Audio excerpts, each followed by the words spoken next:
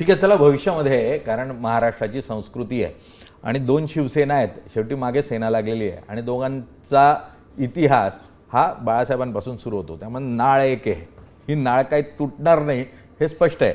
आता भविष्य काय होणार, कारण दोन राष्ट्रवादी एकत्र येण्याची शक्यता आहे, लवकरच त्या संदर्भात आपल्याला सुतवाच होताना पाहायला मिळू शकतो. त्यामुळे शिवसेना जर एकत्र आल्या दोन तर काय, हाही प्रश्न सध्या विचारायला काही हरकत नाही.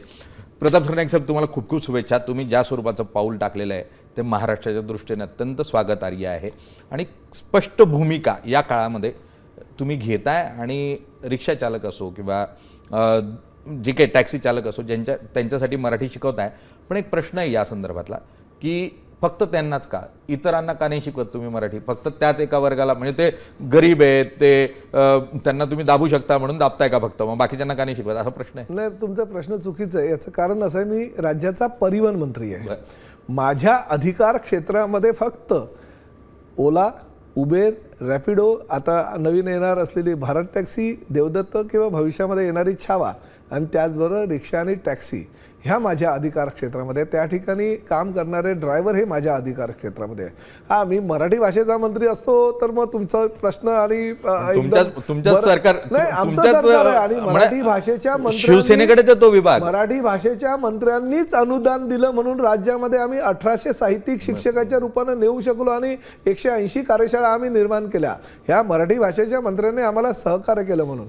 परंतु माझ्या अधिकार क्षेत्रामध्ये जे आहे मी त्या विषयावरच लक्ष देणं गरजेचं आहे. नाही तर उद्या सामंतांनी माझ्यामध्ये भांडणं लागेल की हे माझ्या खात्यामध्ये लुडबुड करतात. आम्ही एकत्रितपणे चांगलं काम करतोय, पुढे घेऊन जाऊ. तुम्ही सगळे ठाण्याचे सहकारी आहात एकमेकाचे, काही एकमेकाला कोणी तुम्ही भांडाल असं वाटत तर नाही.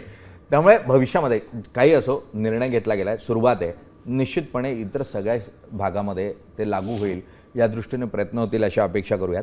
आणि एक संस्कृती, मुळात भाषा ही संस्कृतीचं प्रतीक असतं आणि त्यातून जी परप्रांतीय संस्कृती आहे, ज्यातून मग कधीतरी बलात्कारासारखी प्रकरणं होतात, अनेक वेळेला लहान मुलींची छेड होते किंवा असंस्कृत असं स्वरूपाचं वातावरण तयार होतं, ही असंस्कृतपणा जी आहे तोही कमी करायला निश्चितपणे भाषा मदत करू शकते.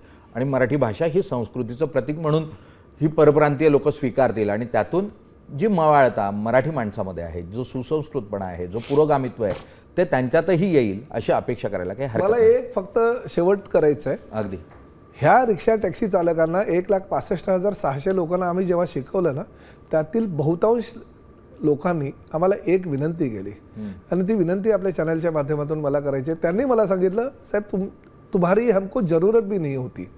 अगर आपके प्रवासी, आपके मराठी प्रवासी अगर हमसे मराठी में संवाद करते थे तो अभी तक हमारे घर में, आप तो ये रिक्शा टैक्सी में ही मराठी बोलने की हमारे ऊपर सख्ती कर रहे हो, मगर हमारे घर में हमारे बच्चों के साथ भी हम मराठी में बात करते थे. त्यामुळे ह्या चॅनलच्या माध्यमातून मला प्रेक्षकांना सुद्धा आव्हान करायचं आहे की जे प्रवासी रिक्षा टॅक्सीमध्ये बसतील त्यांनी ही मानसिकता सोडून द्यावी की समोरचा रिक्षा किंवा टॅक्सी ड्रायव्हर तो अमराठी आहे.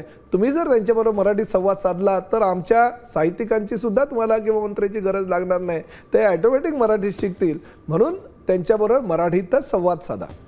दुसऱ्याला कंपल्सरी करताना किंवा शिकवण्याचा प्रयत्न करताना आपण स्वतः संवाद करू, हाही प्रयत्न करूयात. सर, तुम्ही वेळ दिलात त्यासाठी खूप खूप धन्यवाद. थँक्यू.